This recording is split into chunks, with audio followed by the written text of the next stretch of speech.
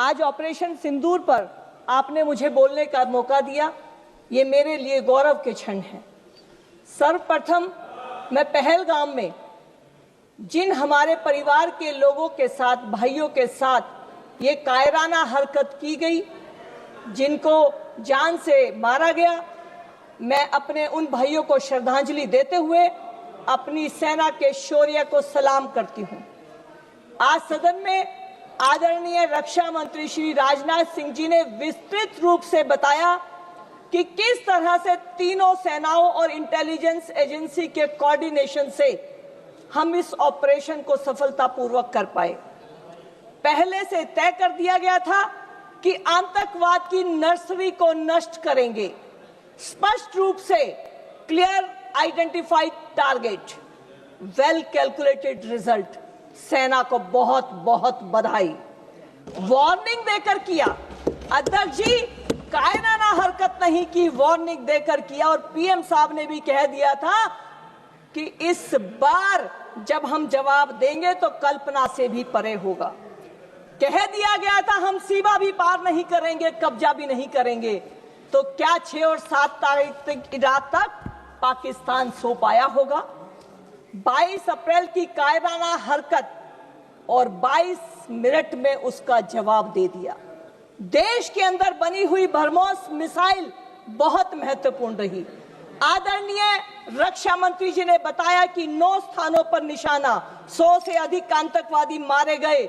लेकिन साथ में यह भी बताया कि सेना को साक्ष्य जुटाने पड़े। सेना ने वहां से अपना ऑपरेशन पूरा करने के बाद साक्ष्य जुटाए।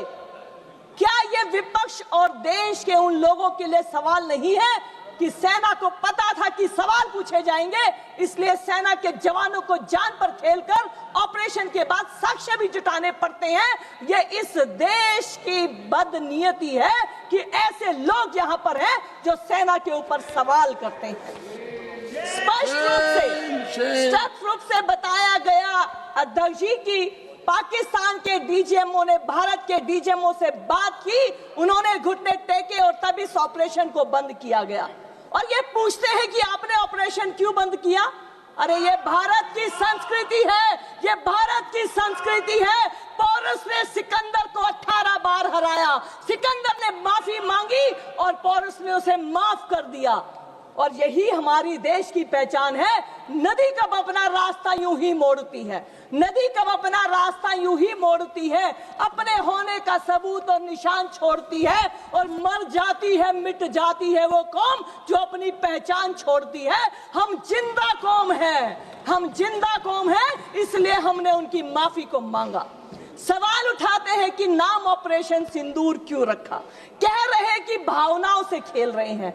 तो अध्यक्ष जी मैं आपके माध्यम से इनका ज्ञान बढ़ाना चाहती हूं। सिंदूर मात्र एक लाल रंग का एक मिश्रण नहीं है।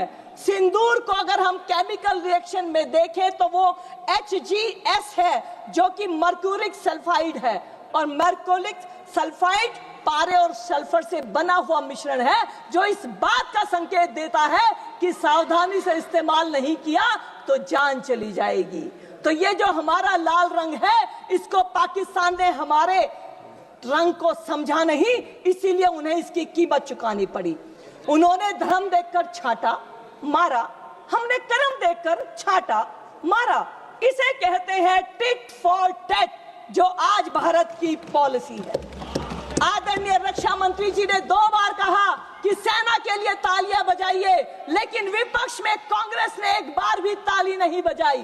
आदरणीय अध्यक्ष जी आपके माध्यम से कहना चाहती हूं कि ये कांग्रेस की रणनीति की बहुत बड़ी चूक हुई है। आज देश इस बात को देख रहा है। राहुल गांधी जी को सोचना चाहिए, जिंदगी में होते नहीं, जिंदगी में होते नहीं सभी फैसले सिक्का उछाल के। ये जिंदा कौम का मामला है, जरा दिल संभाल के। गौरव गोगोई जी कहते हैं कि हिंदू मुस्लिम मत करिए। जब हम कहते हैं आतंकवादी तो गोगोई जी कहते हैं मुस्लिम। कैसे ये आतंकवादी को मुस्लिम कहते हैं? ये सवाल तो हम उनसे पूछना चाहते हैं जो हम पर सवाल उठाते हैं। आप पूछ रहे थे कि पीओके कब लेंगे, हम पूछ रहे हैं आपने दिया ही क्यों था?